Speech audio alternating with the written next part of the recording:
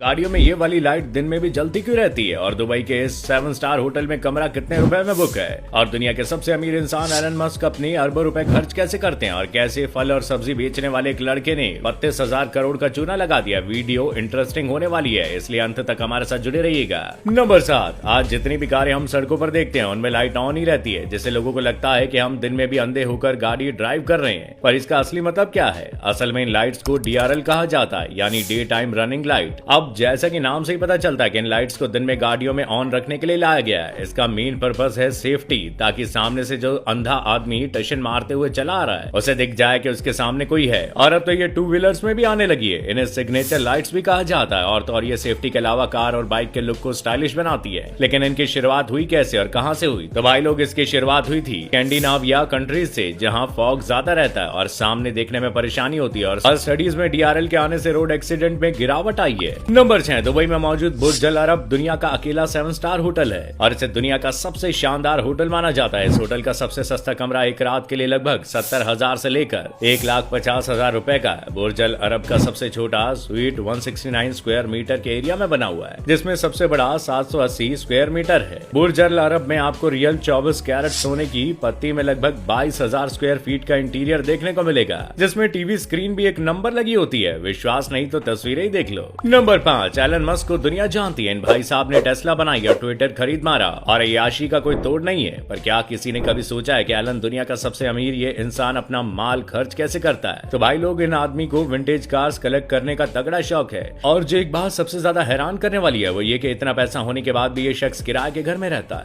Number 4, अभी तक जिस ब्रा को पहनकर महिलाएं स्वैग मारती थी, उस ब्रा के लिए महिलाएं अपनी पूरी जिंदगी में 2,75,784 रुपए खर्च कर डालती है। और ब्रा की स्ट्रैप का आविष्कार एक मर्द ने किया था जिसका नाम था मार्क ट्वेन। और इन भाई साहब ने इसी चीज को अपने नाम पर पेटेंट भी करवाया था। 1930 के दौरान ब्रा के अलग अलग साइज आते थे, जिसे A, B, C और D के साइज में बांटा गया था। लेकिन अब इसे egg cup, tea cup, coffee cup और चैलेंज कप में कन्वर्ट कर दिया गया है। यहाँ तक कि चीन में तो एक यूनिवर्सिटी ब्रा स्टडीज का कोर्स ऑफर करती है। और अभी तक आपने एडवांस टेक्नोलॉजी और गैजेट्स के बारे में सुना होगा, पर आज मैं आपको बता दूं कि एक ऐसी ब्रा भी आती है जिसे एडवांस ब्रा कहा जाता है। ये एक स्पेशल स्पोर्ट्स ब्रा है। इसकी कीमत 68,000 रुपए है। इसमें हीट सेंसर लगे हुए हैं जो ब्रेस्ट कैंसर का पता 6 साल पहले ही लगा लेते हैं। नंबर 3, क्या आपको पता है कि इस दुनिया में ऐसी एक किताब भी मौजूद है जिसके अगर आपने 2 पेजेस बेच दिए तो आप एक प्राइवेट जेट खरीद सकते हैं? जी हाँ, असल में इस किताब का नाम द कॉडेक्स लेइसेस्टर है, जिसे साल 1510 में लियोनार्डो दा विंची के द्वारा लिखा गया था। और इसके बाद इसे साल 1984 में हुए एक ऑक्शन के दौरान $30.8 मिलियन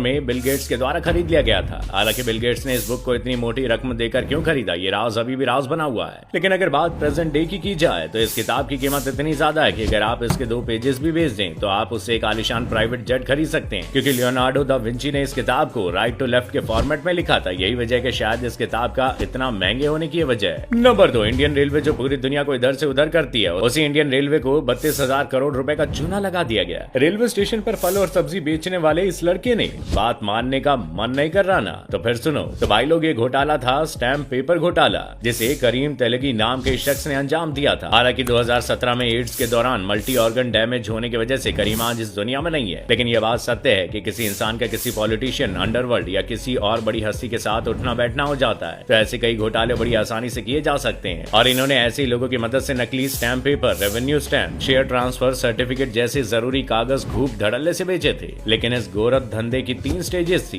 पहली, फेक डॉक्यूमेंट्स की प्रिंटिंग के लिए नासिक की गवर्नमेंट सिक्योरिटी प्रेस से पुरानी प्रिंटिंग मशीन खरीदकर फेक डॉक्यूमेंट्स की प्रिंटिंग शुरू की। और दूसरी, ओरिजिनल स्टैम्प पेपर को अपनी पहुंच से गलत एड्रेस पर डिलीवर करवाकर मार्केट में इनकी शॉर्टेज क्रिएट की। और तीसरी, यानी आखिरी, मार्केट में पेपर्स की शॉर्टेज की वजह से इन पेपर का काम 300 से ज्यादा MBA स्टूडेंट्स को सौंप दिया गया। और देखते ही देखते असली जैसे दिखने वाले स्टैम्प पेपर देश के हर कोने में बिकने लगे। नंबर 1, दोस्तों, कच्चों का काम हमारी लज्जा को कायम रखना है। अब ये कच्चे इतना बड़ा काम करते हैं तो इनकी कीमत भी बड़ी होनी चाहिए ना। तो मैं आज आपको ऐसे ही एक कच्चा दिखाने वाला हूँ। जी हाँ, असल में इस अंडरवियर का नाम स्पार्टन है, जिसे कंज्यूमर इलेक्ट्रॉनिक शो में दुनिया के सामने लाया गया। ये कच्चा हार्मफुल रेडिएशन को प्राइवेट पार्ट तक जाने से रोकता है। बता दें कि इस कच्चे को फ्रेंच स्टार्टअप ने बनाया है, जिसमें रेडिएशन को रोकने के लिए सिल्वर फाइबर लगे हुए हैं। और यही वजह है कि इस अंडरवियर की कीमत $50 यानी करीब 3,733 रुपए है।